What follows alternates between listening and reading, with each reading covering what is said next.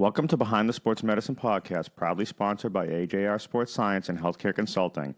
At AJR, we are committed to offering a comprehensive range of exceptional services, including applied sports science analytics, healthcare and sports medicine consulting, and leadership and coaching development.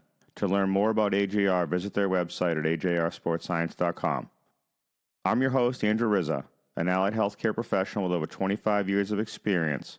My career has primarily spanned private physical therapy and public school athletics. Driven by curiosity and a passion for the industry, I created the Behind the Sports Medicine podcast to explore the ever-evolving landscape of healthcare with a focus on sports medicine, physical therapy, athlete training, and sports science.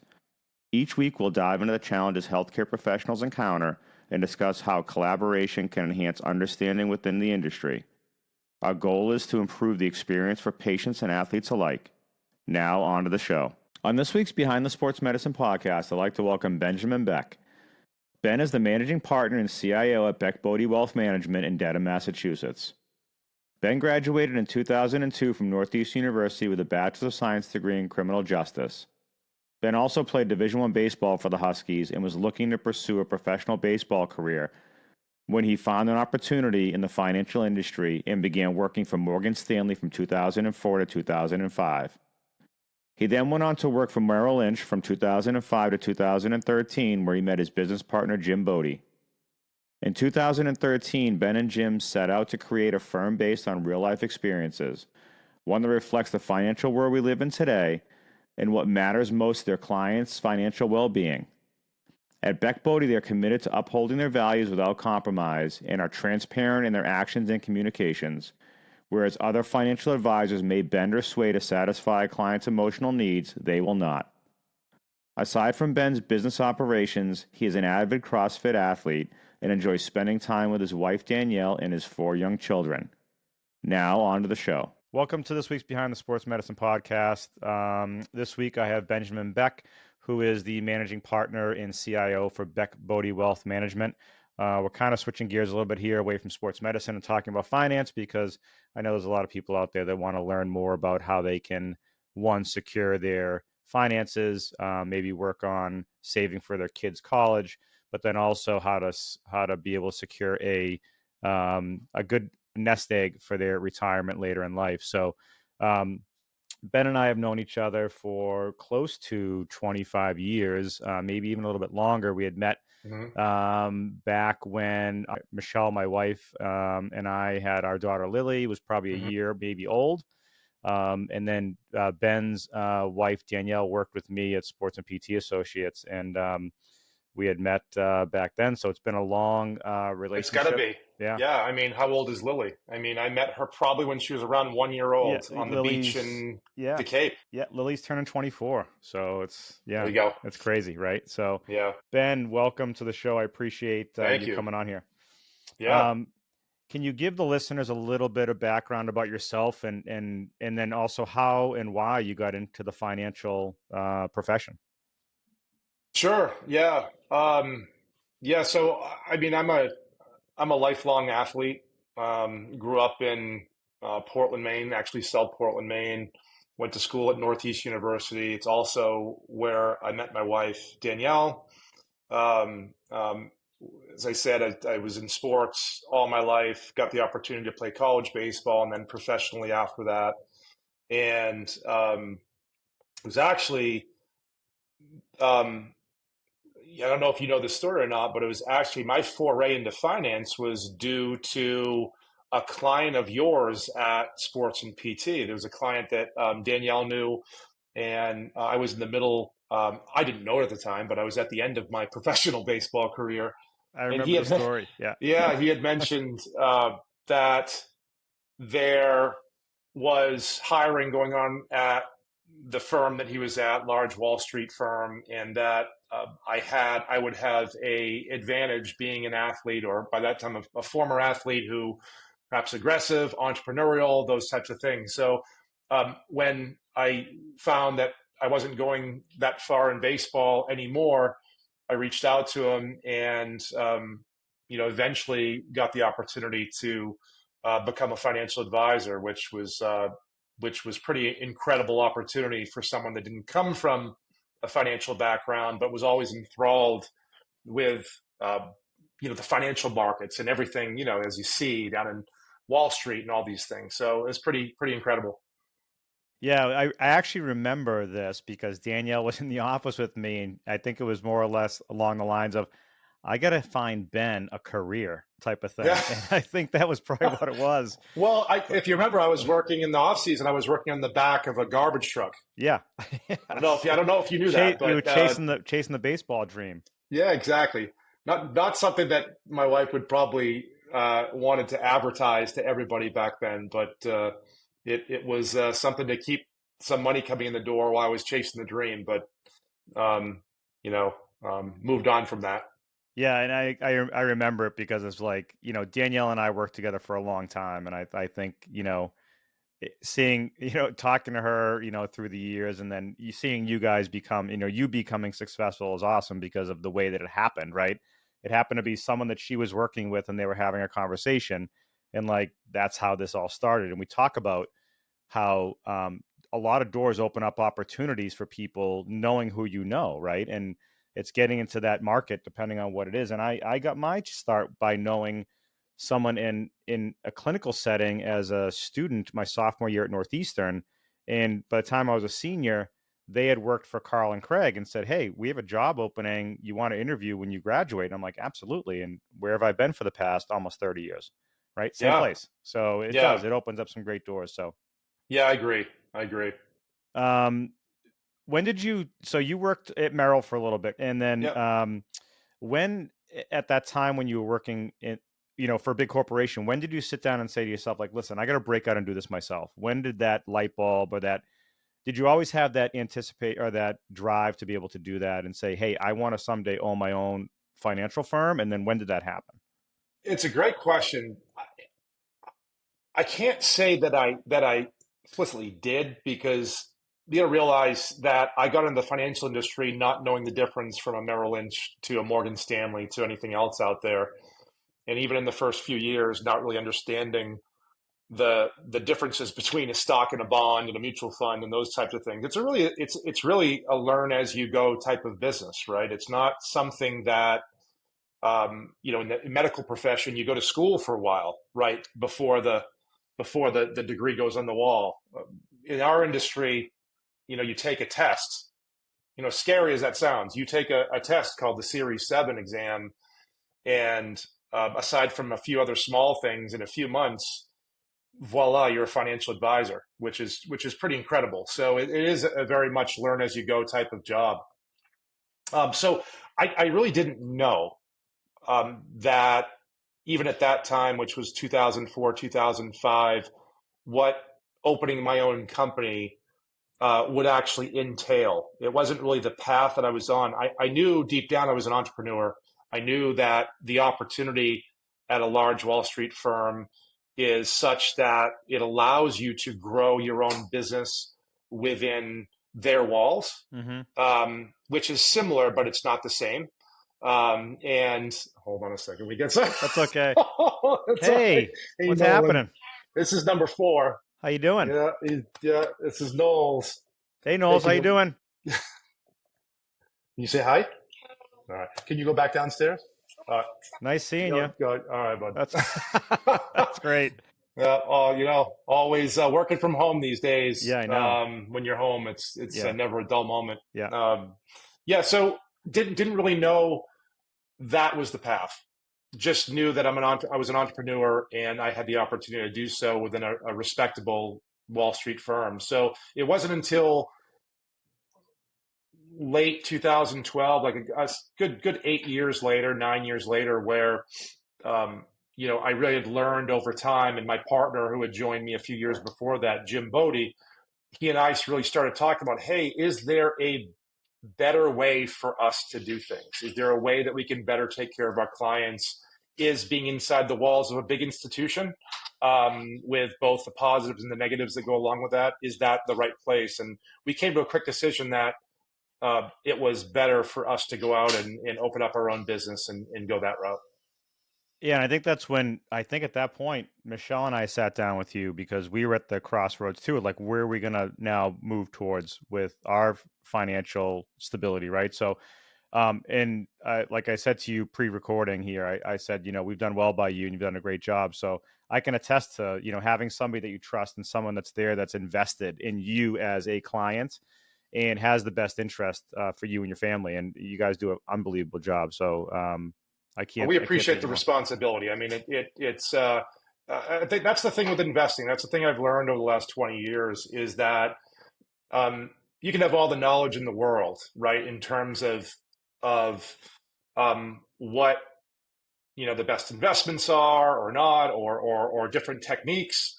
But if you don't have the uh, full faith and trust from your client, and they're not letting you do what you need to do to execute for them, then you don't come to an optimal point. And that's something that I've learned over time, the hard way, is that really should be taking on clients that have the ability, that have the aptitude to actually do that. Yeah, and I think early on, you had said to me, and it's something that always stuck with me, is that the market's going to fluctuate up and down. The key is that you keep investing no matter what it's doing, so you can keep growing at a younger age, and as you get older, so you're actually stable financially. So some of those things that we have talked over the years about has been, it's stayed with me. And when I talk to young kids that get out of school and they ask, and even talking to our daughter about it, like, listen, when you can start to invest, you invest a little bit and start to invest more and more and more when you can financially do it, and that's going to pay off dividends later on, which is amazing. Yeah, yeah, it's the runway when it comes down to it, right? It's the length of the runway that you have is the biggest determinant, right? And your ability to take advantage of that. It's really tough though, right? I mean, I don't know if you remember yourself in your early 20s. Am I going to put money away? And there's a lot of things that are out there that are pulling you away, but the people that are able to take advantage of that tend to do really well. Yeah. Um, so, what are some of the key factors to being successful in your industry? Like you guys, there's probably I could probably look, well, not a phone book anymore, but probably go online and Google financial advisors or financial firms. How do you become successful and are the choice for people? Like, how do you become the industry leader in your world? Yeah. So it's a great question. I mean, there are a number of things, like any profession, right? That you have to have a discipline that Yeah. you follow. Yeah. You have to put in the time and the effort and those types of things. Then there are the more um, intangibles, right? And the one big intangible that I've learned over time, and this may sound coy, but it's true, is that it comes to telling the truth to folks. And yes, obviously the literal side of telling the truth, right? And there are a number of, not so great players, particularly in the financial world, right? That you hear about, you read about in the news. And there's certainly that cross section or that subsection of people. But if you really think about it, and something it took me a while to learn is that I'm a human being. My clients are human beings. By our nature, by human nature, we want to grow and establish relationships with folks. And because of the way that we're hardwired emotionally, it is common that we want to put people at ease. It's great to empathize with people. And sometimes in the process of doing that over time, during perhaps tough times in the market or what have you, is that the intention to put somebody at ease may shade the truth a little bit, right? And an example of that is, when I sit down with someone today, one of the big things I talk about, and certainly you might remember this as well in our initial discussions with you and Michelle, is that, I tell folks, I say, in the last 50 years, we've had three downturns in the market that have been around 50% in a decline. Now, that may have been temporary, and they all are temporary. The market always trends higher. But that's the type of thing that you have to be willing to endure, particularly with us, as you know, we're all equity investors. We believe in investing in the equities of some of the best companies around in a diversified manner. But in order to benefit from that optimally, you have to be willing to endure the volatility, however temporary, that the markets produce. And I think that during some of the tough times, the markets, it can be very easy from a human being standpoint to want to empathize and say, all right, let's shift your money into something that's not going to be so volatile. But ultimately, that doesn't do you as my client any benefit in the long run. So if I tell the truth, I say, look, this is what we have to deal with. And we're going to come across some things, hey, like a pandemic or Yeah. things that you never thought A that, presidential election. Yeah. yeah, right. So, an attempted assassination, Yeah, the right. list goes on and on. So Yeah. the flavor will be different, but the results will be the same on the many types of things like that we're going to face in the future. So as simplistic and as kind of coy as it sounds, telling the unvarnished truth is something that I've learned is so incredibly important from the first interaction to make sure that not only my client is getting all the information, but I'm willing to diagnose whether or not they have the makeup emotionally to be able to stay in during those tough times. And not Yeah. everybody has that makeup. Yeah. It's interesting because I have to say, just by personal experience, you're a managing partner and the CIO of a corporation or a company, right? That's growing and getting bigger. And anytime I need anything, I can just send you a message and you'll get in touch with me.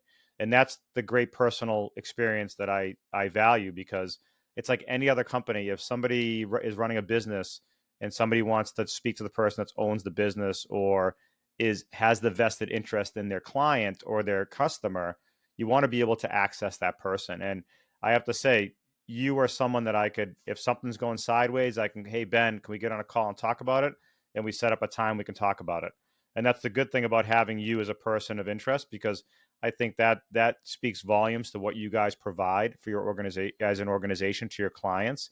But the other thing that you mentioned to me, this is years ago, you can't keep looking at the market day over day or looking at your investments day over day, because one, it will drive you crazy. And two, you're not letting us work or the market work for you. And I think that's an important thing to remember, is you can't just keep looking at your balance every single day, because it'll drive you nuts. You got to let it sit there and let it do the work for you. It's just like when your 401k comes out every single paycheck. If you're investing outside of that separately, keep investing. It's money you're not counting on. Keep investing it month over month, let it grow. And then when it's ready and when you need it, you can then have a conversation about where it's at. Yeah.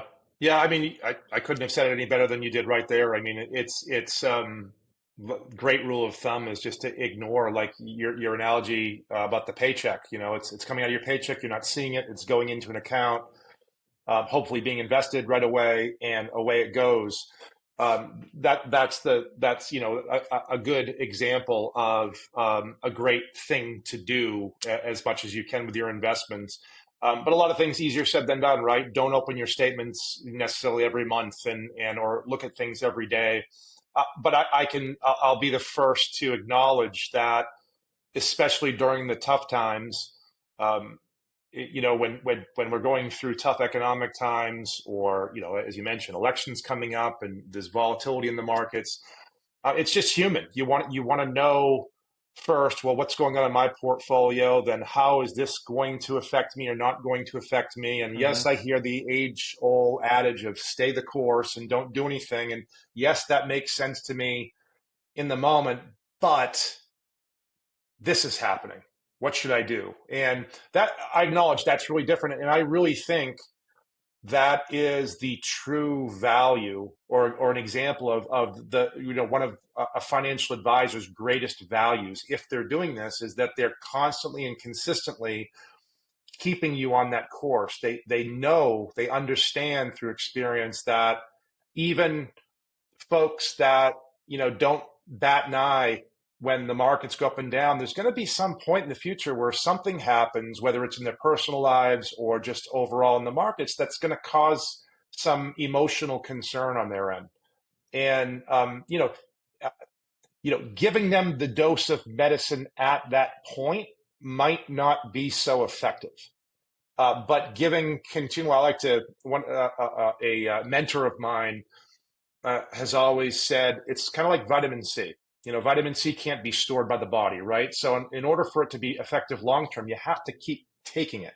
And I view financial advice the same way. You know, you don't have a brilliant investment one day and you just sit there and expect to be able to collect the great returns over long periods of time without any kind of potential for interruption. My job as an advisor is to really mitigate those potential interruptions and not allow folks to interrupt the compounding, the great compounding that's going on. Yeah, I mean, like I said, the advice you guys have always given has been amazing, and I think it's that anxiety most people probably it sets in when they see that up and down, and oh, there's a 600 point drop in the stock market today, and and that's when they freak out. And I like to see that because I know that you are going to then turn and invest dollars that we're investing with you, buy more of whatever's out there that you're going to invest in at a lower cost, and then when it makes the upturn, then you're making more money. So I think that's Yeah, so yeah, it's actually good to know that I can just sleep at night and not worry about it. And like Michelle says, and you've heard this from her, she doesn't want to eat cat food when she gets old. yeah. So she wants That's funny. she You know, wants to be able to go on vacations and enjoy her retirement yeah, whenever that that's may what be. you've worked so hard for, right? Yeah. And but you know, there's so many. I think at least there's so much of an overlap between finance, health, fitness, even sports medicine. I mean, I was watching one of your previous podcasts with I think it was Dr. Gill you had Yep. on, Yep.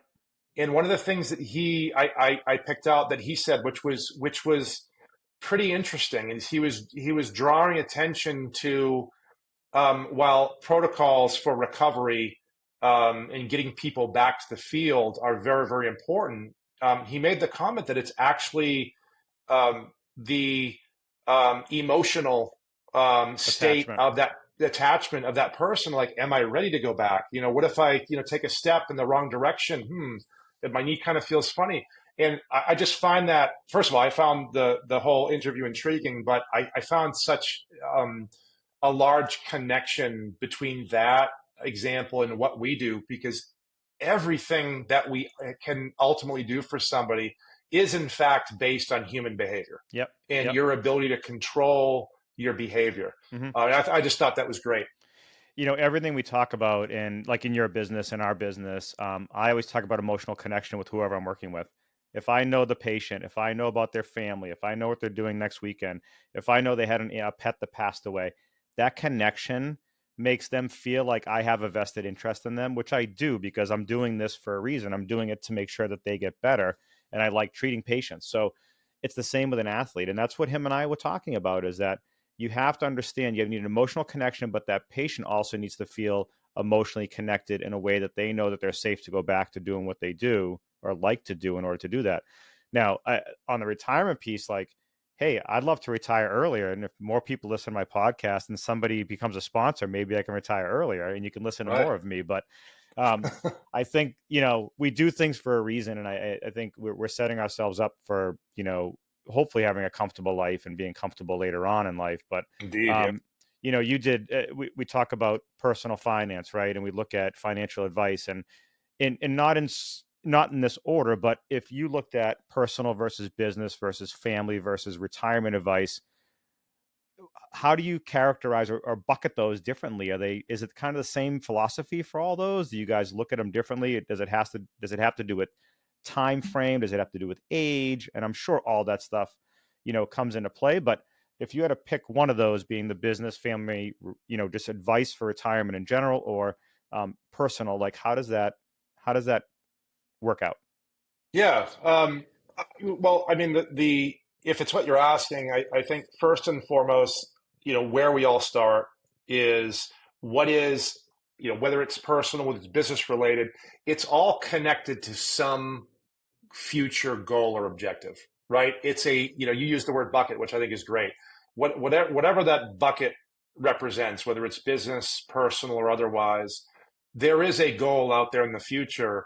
Um, what you're where you're trying to accomplish, right? And so the first place we start is identifying what that thing or those things that are most precious to you that you want to accomplish. And from a personal standpoint, you mentioned it a moment ago. It's like, look, one of the things that is really important to me and Michelle is the ability when we do retire, to live independently and enjoy our lives that we've worked so hard for, go on vacations and such. And what's very common with you and otherwise, it's that there's that a little bit more down the road is what about if there's grandkids and being able Yeah. to impact their lives and Hmm. those types of things. Yeah. Um, so identifying those goals and objectives of what's most important is the first priority. And the second priority, when it comes to bucketing and planning things out, is actually putting together, to relate it to sports medicine,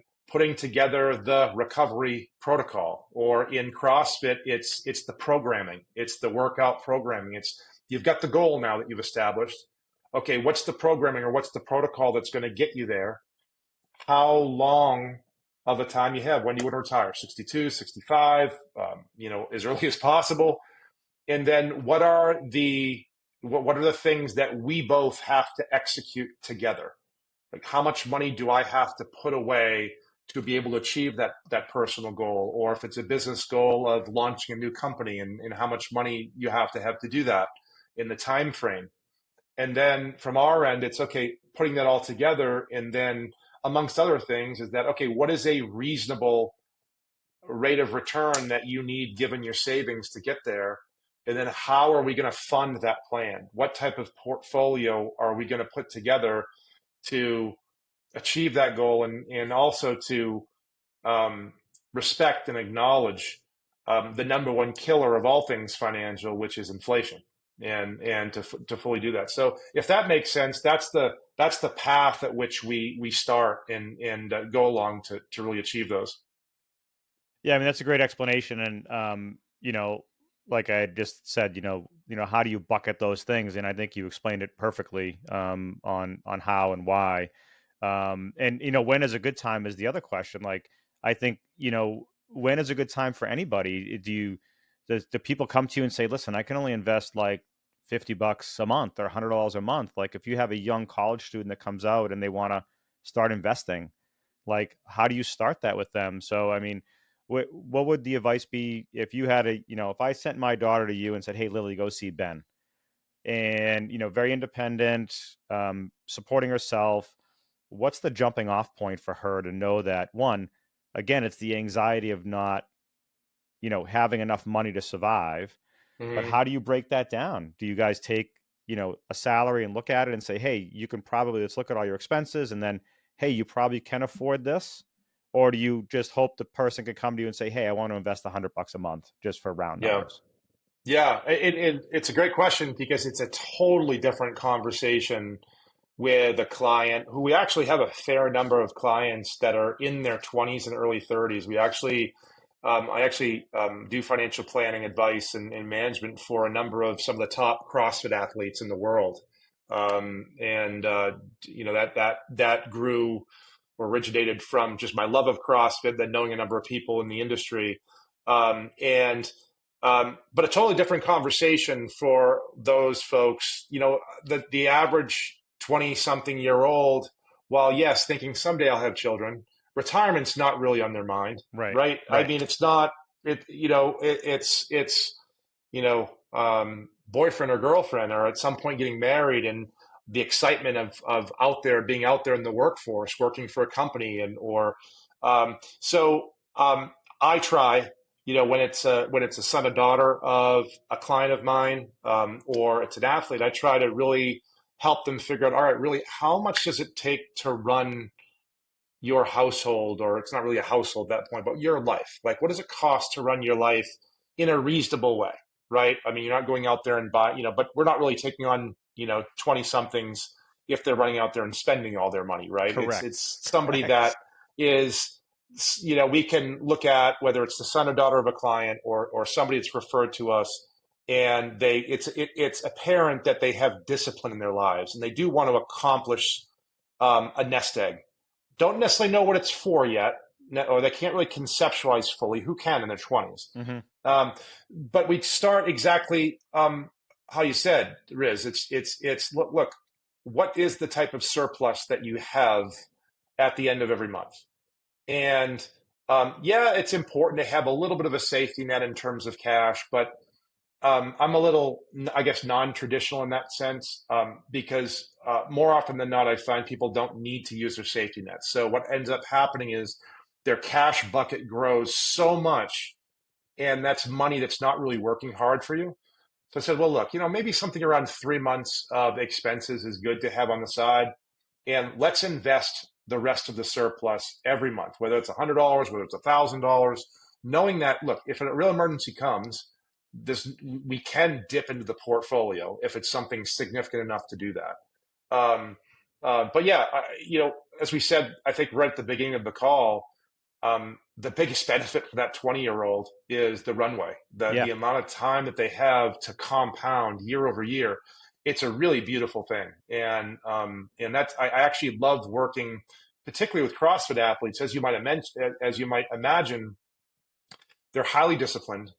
They're in tune with every aspect of their life, like with their diet, with their workout regimens, with their sleep, they've got everything dialed in to be at that level that they're at. And they are tremendously coachable, which is a big thing for any person that I'm considering as a client, right? Are they going to, not only take my advice, are they going to believe what I say? Right. Right. You mentioned it, when we were talking about Dr. Gill and your thoughts on the emotional attachment in that relationship. I find that it's less about the message and more about the messenger. If you're able to, who's going to, as a 25-year-old or a 55-year-old, who is really going to know the ins and outs of investing, more than if they're talking to me more than I am? I am the professional here, but am I going to be able to teach and educate them to the point that they can do everything by themselves? No. So at some point they have to say, I trust Ben, and I believe that whatever it is he's saying is the right path for me. Yeah. Yeah. And that's a big part of it. Yeah. That's great. I think, we talked about the 20 somethings a little bit and the investment, but I know for our daughter, she holds on to her money and then just asks me for money. So, I mean, it's, Yeah. Oh, there she's you a go. smart kid. So Yeah. hopefully she has some money to invest, or she's just going to ask me to give her money to invest. And Yeah. she never asked Michelle because Michelle will tell her she's not giving her any money. So, Well, the good thing about that too today, especially, is everything is digital like Mhm. now. So the custodian, which is the platform that we use to safely house all of our clients' money, and everything's digital. So setting up that $100 a month or $500 a month a deposit and having that invested right away and really getting to working for folks, it's really easy nowadays. Especially since when Robinhood came onto the scene and made it really easy, showed the world how easy it is to open an account and invest. And Robinhood had its problems, certainly, but used properly, it's just a great environment in which to invest. Yeah. Yeah. We have a friend that does his own investing. I don't know how the heck he does it, but it's almost, I mean, I'd rather have someone that knows what they're doing, just like physical therapy. You want someone to know how to take care of you instead of looking at Google and trying to figure it out, and then you get Yeah, hurt even worse. So, yeah. how do you discuss the anxiety of not getting a paycheck every week? And what I mean by that, I think you probably do know, but for the audience, when you retire, you're not getting that consistent paycheck week over week. How do you have that discussion with clients? Because and the reason I asked that, I have a patient that is a frequent flyer. He had just retired as a lawyer, and he said the same thing. He's 65 or six, just retired, and he said, I'm trying to get over that anxiety of not having a constant stream of money. And do you ever have that discussion with clients? And if so, what does that look like? Every one of them, and it does not matter how much money someone has. It does not matter. Um, it has nothing to do with that. That is such an emotional hurdle, um, of varying degrees depending on the person. But that transition from I'm working I'm earning an income. The income that I'm earning is sufficient to satisfy everything that I need to satisfy in my life while I'm working, kids, college, all those things.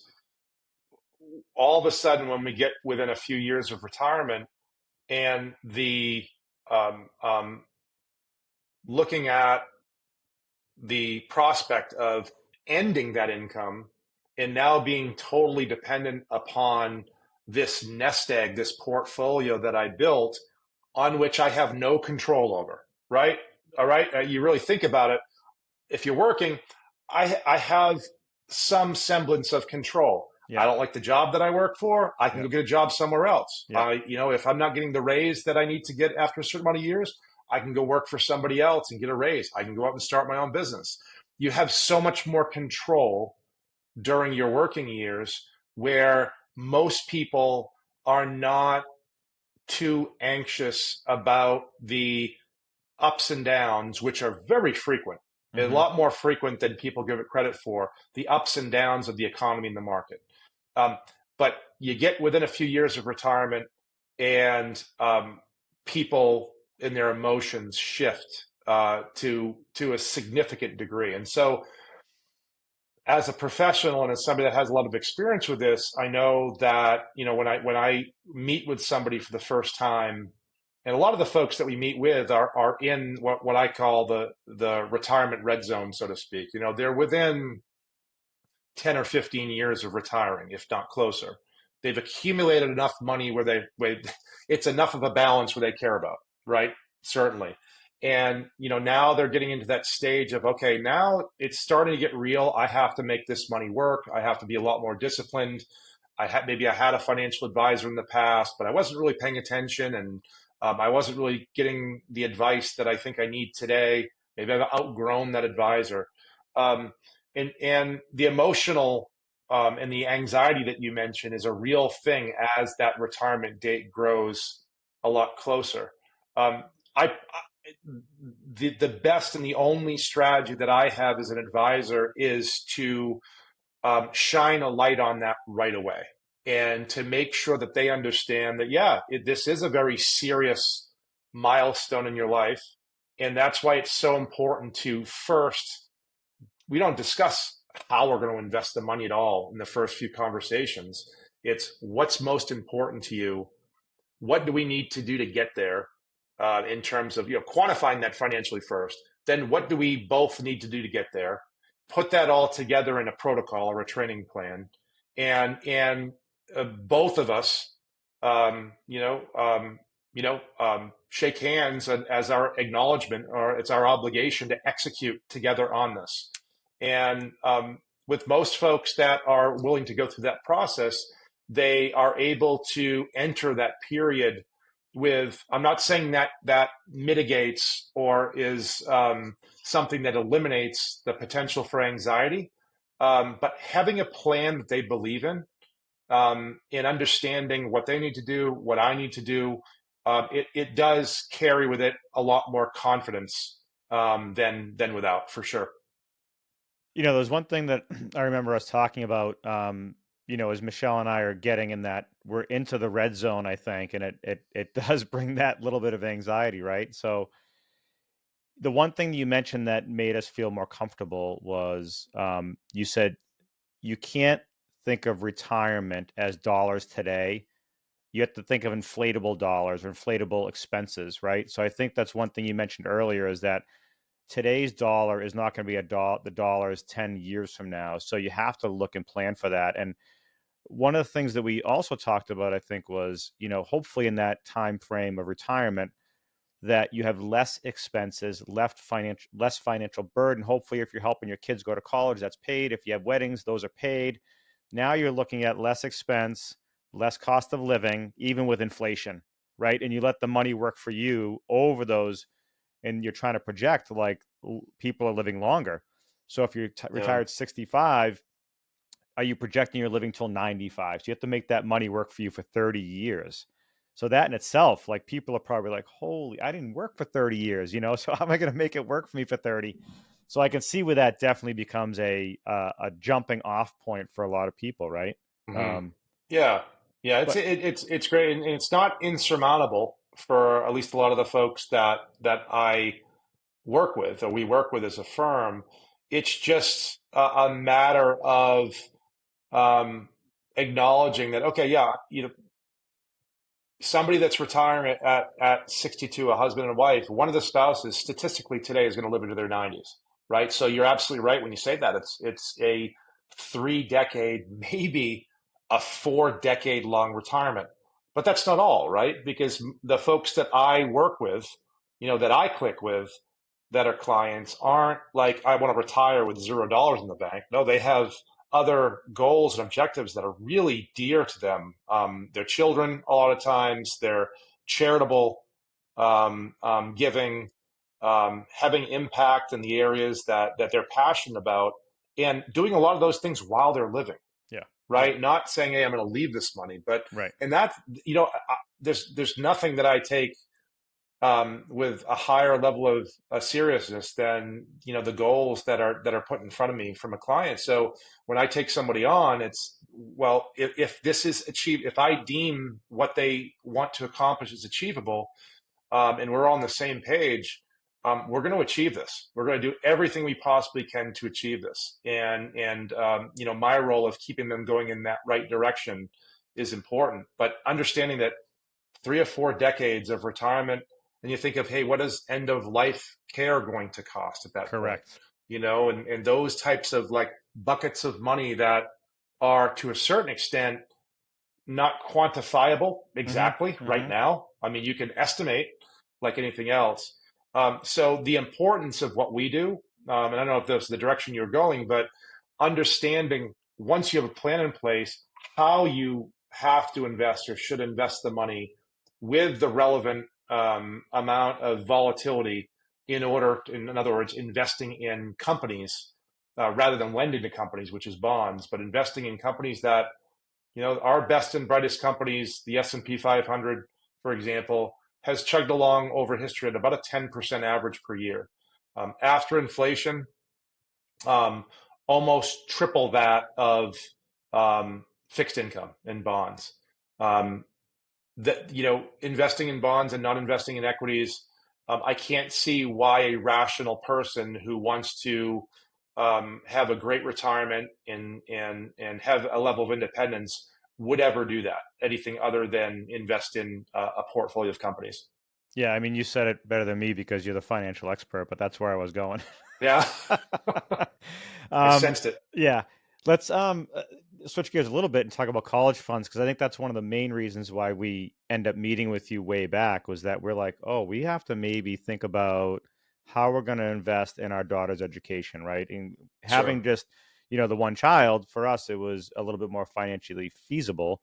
And how do the discussions you have with clients, what do you turn to for financial advice for them? And what I mean, I'm just going to throw these out there, and I don't know if they're still all very relevant or not, but 529s to Roths to cash, available cash flows, or however you would word it in the financial terms that you would. But what is your advice? And I'm sure it changes person to person, but as a generalization, how would you steer a client that said, "Hey, I want to invest something now. My child is 5 years old.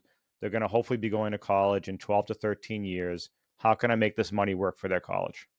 Yeah. And you said it right when you began. I mean, it's every person is different, right? So what I say can't, and shouldn't be construed as advice for a particular person. But I can certainly talk about the conversations that I've had with folks. And what I've found is that most folks, given the option, would like to remain as flexible as they possibly can with respect to how they're investing their money. Meaning, in the sense of college planning, what you're alluding to is that, okay, I know there are certain vehicles out there that a client might say, well, but they're called college savings vehicles, so they must be the most appropriate vehicles in order for me to put money away for college. And for a lot of folks, that is true, right?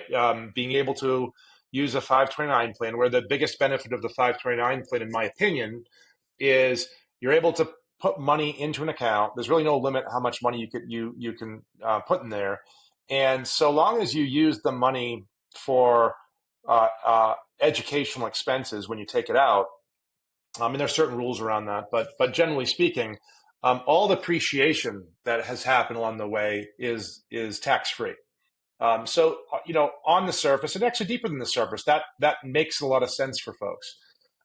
What I find with the folks that we work with is that while they certainly want to put money away, they also want to maintain a certain level of flexibility. What if I don't want to use all of those funds for college itself? What if I'm a business owner and my business is going well, but I'm cash poor? Mm-hmm. What if I want to keep, yes, I want to set aside and bucket for college, but while it's not a preference, if I need to put money away for, or if I need to have some money to take advantage of a business opportunity, I want to have that available to me.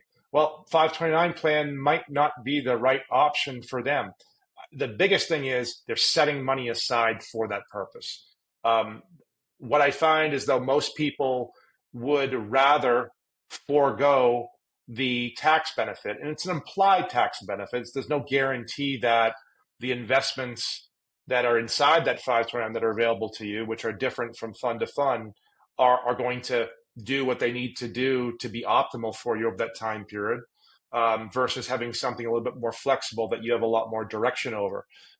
So I find a lot of folks, they're like, look, what if I want to use some money to purchase a used car for my daughter when she goes away to college? What if there's something else that we want to do with the money with the family?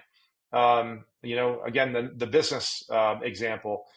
So 529 plans are certainly viable, but what I find is opening up a brokerage account and segregating money from your retirement nest egg or anything else for the purpose of college, but leaving that flexibility open to be able to access that money for something important to you that may come up that's not education Mm-hmm. related. Mm-hmm. At the end of the day, the money's being invested properly, pursuant to a well thought out plan. It's going to be optimized for you, and it's just going to be a little bit more accessible than your standard college plan. And I don't know, Lily, is well, at least out of undergrad, right? But Yeah. I don't know if you talk to other folks, and have the same experience as I do. But a lot of folks really like that flexibility versus Yeah. something else. Yeah. I mean, I think that's what we end up doing, right? And that was I called them fun coupons, right? Can I get some fun coupons?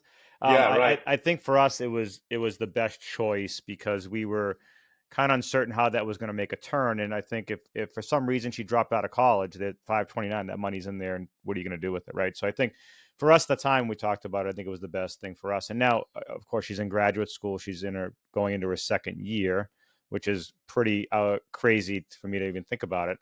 But again, it's if needed, it's available, right? And I think that was the best thing about working for you. And I can't say anything about other firms because I've never really worked with anybody else. But you set the time aside, year over year or every 6 months, and we relook and we go over the plan and look at the goals again. And like, hey, has this changed from last year or 6 months ago?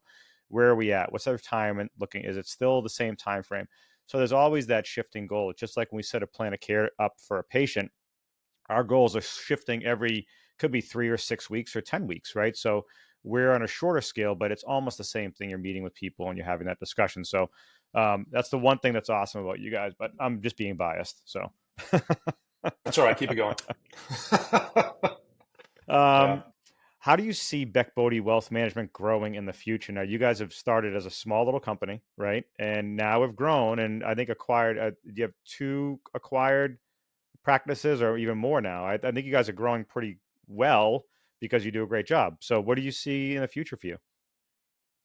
Yeah. We've had the good fortune of not only being introduced and partnering with great clients like you, but we've also come across some other like-minded firms out there, as you're mentioning, where we offered succession plans to the owner of the firm in order to keep continuity for their business and bringing them in house So we've done that 3 times, and so that's been part of our growth path as a company to not only bring in client by client, but also find firms that exhibit the same core values, the same or very very similar details as our firm pursues, and that's something that we're going to continue into the future. We'll always focus on taking the best care that we can of our clients. Ultimately, that's where introductions to our future clients come from, right? And you've referred people in the past, which we've aside from just bringing on a new client, we've through you met some just fantastic people that we work with to this day, and that's the most fulfilling part for me. But it's also exciting to purchase another firm, and because they, regardless of how like-minded they may be, they can and do have slightly different process on how they deal with things, and it's an incredible learning opportunity for us as a firm. Whether it's something as simple as, they use this CRM, right, and this turns out to be a lot more effective at cataloging and organizing our clients' data. That's something of a reality of our experience in terms of one of the acquisitions that we did, where we actually adopted some of their technology that has taken us forward. And it's just a great opportunity for us to meet a lot more folks that we can make a really positive impact. But it's also growth for our company. There's folks that work with us, for us, that they're establishing great careers for themselves by helping others build their wealth, which is again another source of fulfillment for me. Yeah, no, it's great. It's great to be able to see you guys grow because I know that you're doing, like I said, a fantastic job, which it shows with what you're Hmm. doing. So, Thank you. is there anything that you would do differently professionally? Obviously you've been pretty successful, but I think there's times in our careers like, well, I kind of wish I might have done that, maybe a little differently. Is there anything that you can see in the past, or do you feel like you've kind of taken the path that you wanted to take? That's a great question. Sorry, I threw like a curveball at you, but you're a No, baseball player, so I figured you could hit that's it. all right. Yeah, Maybe yeah. that's I'm gonna why you stay didn't make it. You try to couldn't hit the stay. Yeah, curve. that's right. I You didn't couldn't hit the stay back curve. on the curveball there.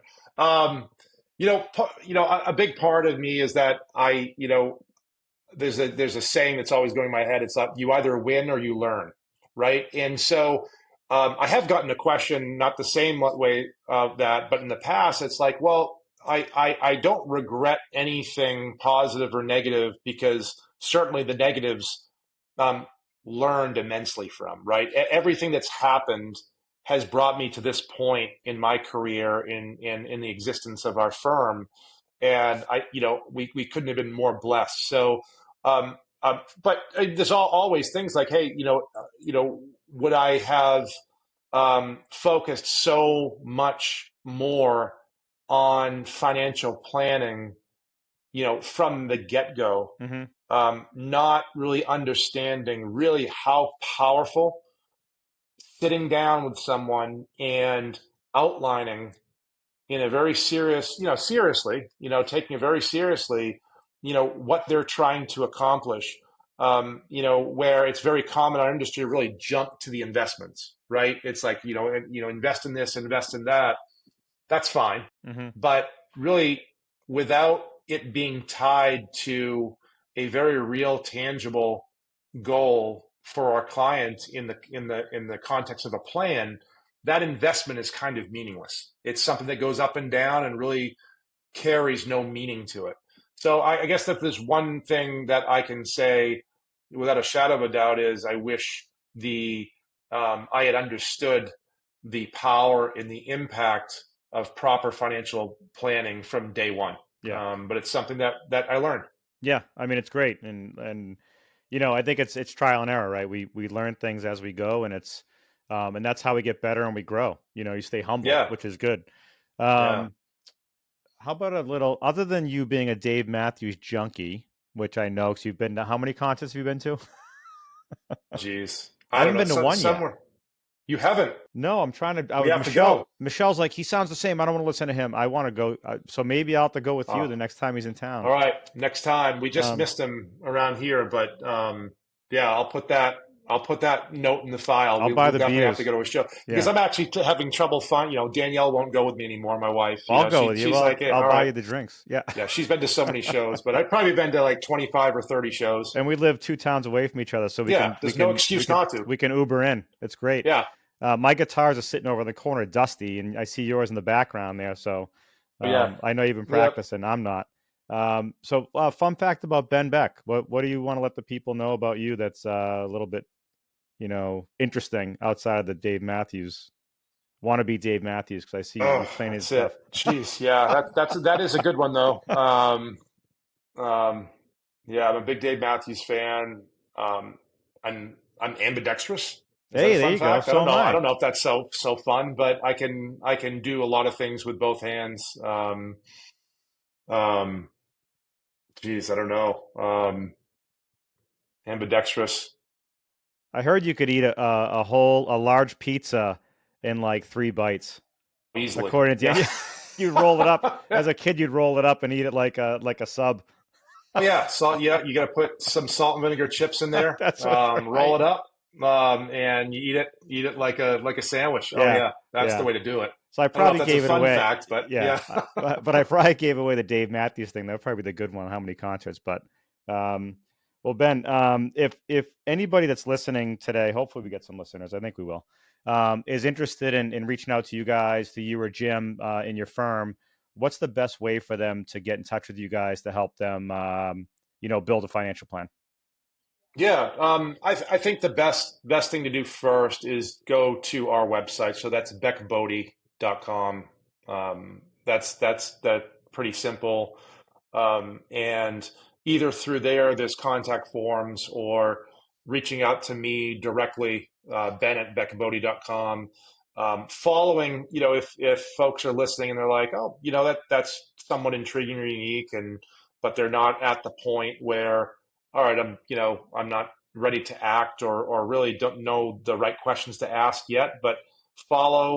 I put a lot of things out there on Instagram and such, so I'm easy to find on Instagram and other social media means. So I think that's the best way. Yeah. And if anybody is interested, I can attest. If you know me, I like my money, so I wholeheartedly, and my wife does too. We have our complete faith in Beth and his firm. So rest assured, your money is safe with him. So Yeah, it's good. it's quite the Um, endorsement, and I yeah. appreciate it. Hey Ben, thanks again. I appreciate your time. This was an awesome conversation. Maybe we can do it again sometime. Please give my best to Danielle and the kids, and talk to you soon. A lot of fun, Riz. Thanks a lot.